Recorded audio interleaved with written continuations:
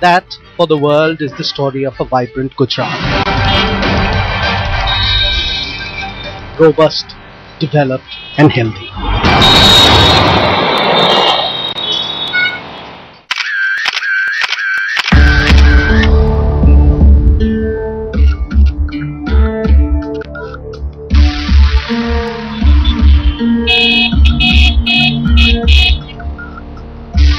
But in Gujarat, the story is different, often withheld from the outside world.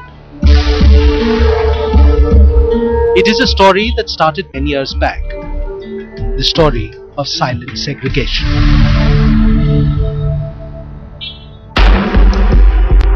गंदे लोग पानी P रहे हैं, गरीब बस्तियां परेशान हैं, दलित बस्तियां परेशान हैं, कुछ माइनॉरिटी विस्तार परेशान है।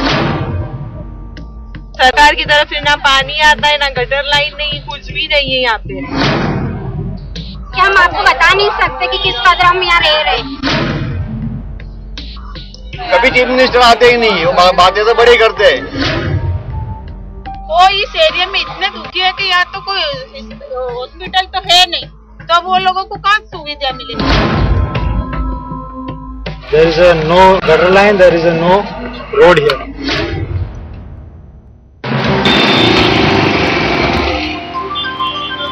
It is often said that it is easy to build a state, but difficult to build a people. Nobody doubts that Narendra Modi pioneered the building up the chimera of a successful Gujarat.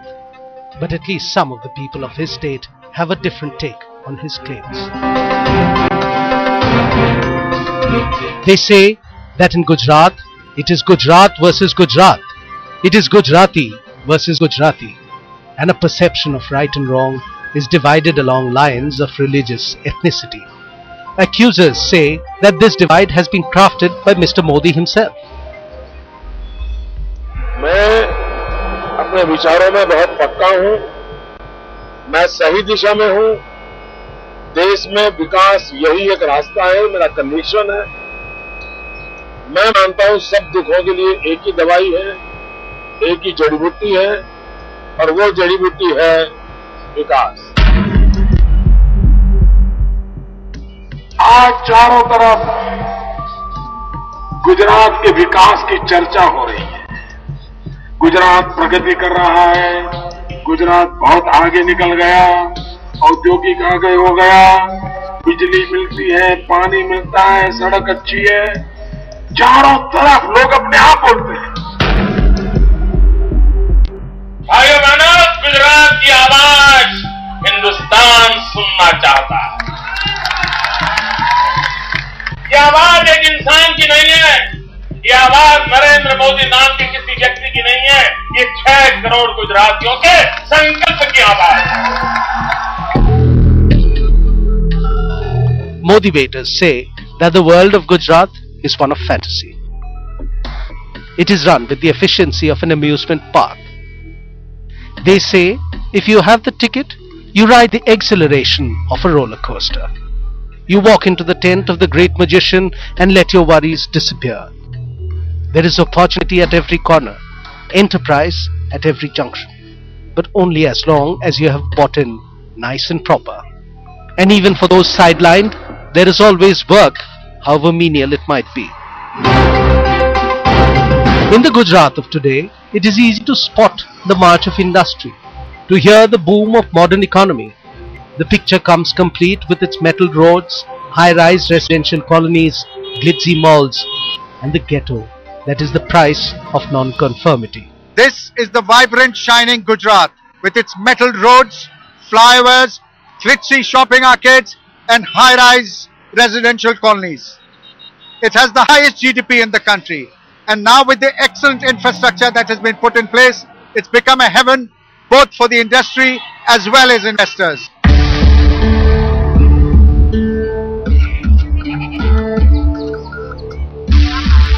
The other side is the one bereft of basic civic amenities and municipal attention. Significantly, there are more police stations in these ghettos than either government schools, hospitals, or even a post office. It's a Gujarat where rubble substitutes for roads, where sewage seeps into homes. This is the Gujarat that is hardly ever written about. This state of the state is rarely commented upon.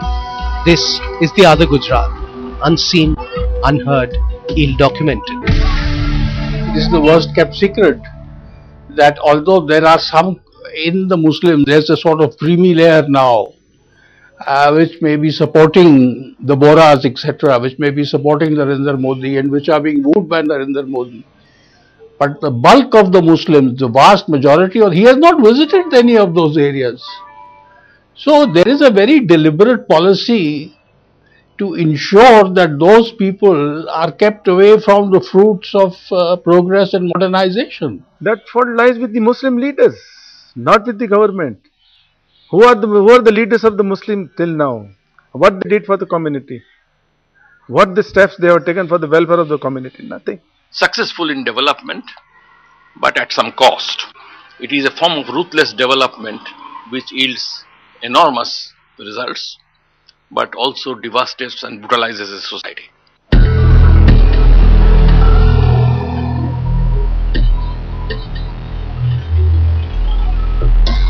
It is this Gujarat we visit, poised on the verge of another election. Has Modi lived up to his promise, both in the positive and negative senses of the word? Is his state as vibrant for everyone as he claims it for himself? Our first stop is Juhapura, barely a kilometer from the upscale SG road. Juhapura is a ghetto with a predominantly minority population. In the heart of Ahmedabad, this seems to be a classic example of abject deprivation.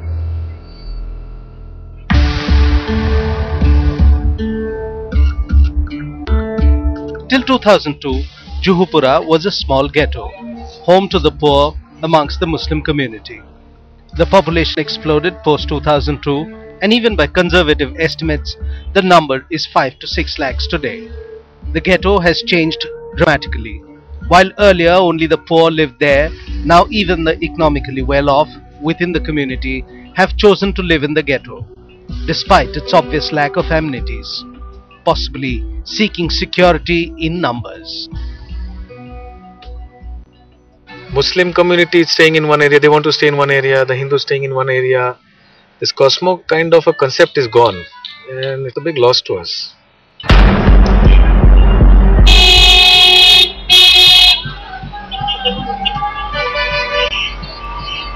The broad metal roads drive into a kacha road filled with rubble. The high rises give way to crumbling masonry. The pavements are heaped with garbage. The vibrant Gujarat here is totally eclipsed. Lying in the shadows of Gujarat's glitzy shopping malls is this example of civic neglect and people who rightly feel cheated of their state's destiny. Modi only says the Gujarat signing, but just look at here, there is a lot of people here. Ask him what is a huge problem. They all says.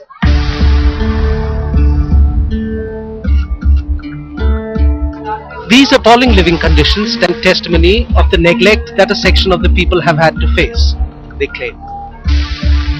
Garbage lying unattended, sewage flowing into the streets and in many cases into people's homes, causing skin diseases, forcing others to take shelter elsewhere.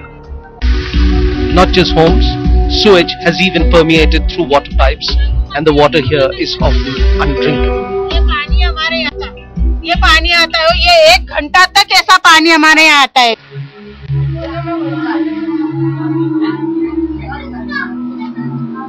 Hospitals are few and far between, and the nearest government facility is not very accessible.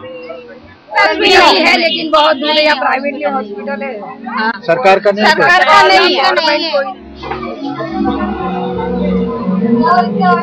कोई भी नहीं आता है, हमारी जांच करने के लिए नहीं आते खाने. क्यों ऐसा क्यों होता है? क्या मालूम क्या प्रॉब्लम है. बार बार लिख के भी जाते तो कॉर्पोरेटर आके देख जाते, फिर कुछ आगे कार्यवाही नहीं करते. वो इस एरिया में इतने दुखी है कि यहाँ तो कोई हॉस्पिटल तो है नहीं, तो वो लोगों को कहाँ सुविधा मिलेगी. There are health hazards too. Several people who live here have developed skin diseases. जो ये दोनों पाँव सड़ गए, दोनों. The few hospitals that exist are private ones, run by people of the locality, who, after giving up hope for the government to act, have now begun to look after their own. It is the same story with schools.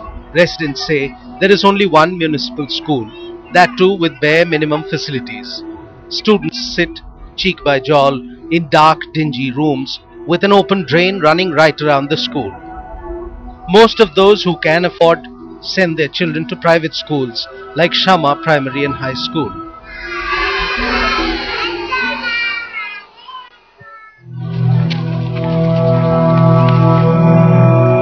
The neglect and deprivation have had a social and psychological effect and has served to widen the chasm that exists in Gujarat.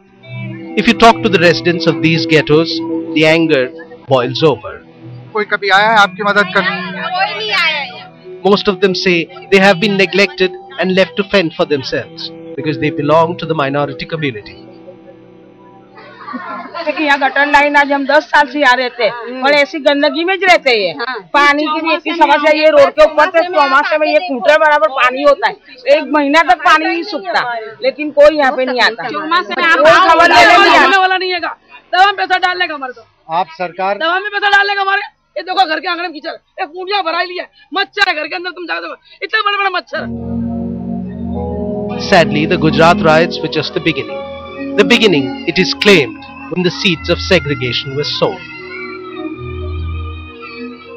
Modi has done is that after 2002, talking about development, but development is absolutely exclusive development, not inclusive development, and Muslim areas have been just neglected, just ignored. Residents of Juhupura point to the huge gulf and discrepancy in the living conditions and infrastructure that exists between Juhupura and Vejalpur. Vejalpur is a colony adjacent to Juhupura with a predominantly majority population and separated by just a road. The difference is as stark between the two colonies as the difference between the religious identity of the people living here. The story of Juhupura repeats itself in other ghettos as well. The first sight that greets as one enters the Jantaru ghetto is the appalling conditions that prevail. Stagnant pools of dirty, stinking water with huge mounds of garbage piled up on the dirt track that doubles up for a road. Even crossing the lane is a problem given the conditions of the road and the ever-present garbage. Flies, mosquitoes, plastic bags clog the narrow lanes. If Juhupura was bad, Jantaru House, barely 3 kilometers from Barrel Market, is even worse. This is a prime example of callousness and neglect. Garbage and sewage litter the streets, and sewage water has even entered homes, making life extremely difficult for the residents. In many cases, people have left their homes and sought shelter elsewhere, as their homes are now totally unlivable because of the sewage water. 4 साल में इस मकान में रही, लेकिन ये इसका कुछ निकाल आता नहीं है। इसमें गटर का पानी इतना निकलता है कि हम घर में भी नहीं घुस सकते ये इसके अंदर, मतलब ये इसके वजह से हमने ये मकान खाली कर दिया। Residents say they cannot remember the last time civic authorities paid the area a visit. The anger is palpable, as is the sense of victimization and denial. Gutter line नहीं है, नल नहीं है, कोई चीज की सुविधा नहीं है हमारे। Jai Narayan Vyas, the Minister of Tourism and Health in the Narendra Modi government, denies any victimization. It will be wrong to make a sweeping statement that a particular community is not well off for any favor or otherwise by the government. I do admit that there are amenities which need to be improved. I won't deny that there is a need to correct that. But to say that it is a community-led deprivation, I would beg to differ. It's a poverty-led deprivation. He believes the issue has more to do with urban poverty and bad planning than any bias on the part of the state. In fact, Vyas also blames the residents of these ghettos for choosing Haji Iskar, a Congress councillor, over the BJP's Mohammad Saeed, a former DGP of Gujarat. The reason is you must have somebody who is competent. But there are others who do not have such a benign view of things. They point to the rapid transport system, which is one of the things that Chief Minister Narendra Modi cites as one of the main achievements of his government in its third term. Yet not one of it runs through any of these ghettos. By nature, it may not be discriminatory, but so far as the implementation of schemes and projects and programs of development are concerned, the underlying assumption is this, that don't develop the minorities. That is the underlying assumption. And therefore, you may be seeing some of the persons aligning with the BJP, those who are from minorities, particularly Muslims, but they are being rejected by the Muslims themselves. However, one thing that even Narendra Modi's critics cannot take away from him is the development work that has taken place ever since he has become the Chief Minister. However, what also clearly stands out is the extreme polarization that has taken place between communities and the breakdown of its social fabric. Evident, for example, in polarization of residential colonies on communal lines. Over the last decade, minority ghettos have mushroomed across the states, especially in and around Ahmedabad, where it has become next to impossible to find urban residential areas with mixed communities. Post 2002, there has been a big divide which has come in, and it's been induced in such a manner that these communities staying together in the city for so long are now preferring to stay separately because of this communal divide. This is a tale of two different Gujarats. One is the picture-perfect poster child of economic prosperity, which Mr. Narendra Modi never fails to showcase. And the other is the ugly, neglected Gujarat, which lives segregated in its ghettos without access to basic amenities or infrastructure. And if Mr. Narendra Modi's claims of speaking for all of 6 crore Gujaratis is to ring true, then he will have to demonstrate that his vision of development encompasses all sections of Gujarati society.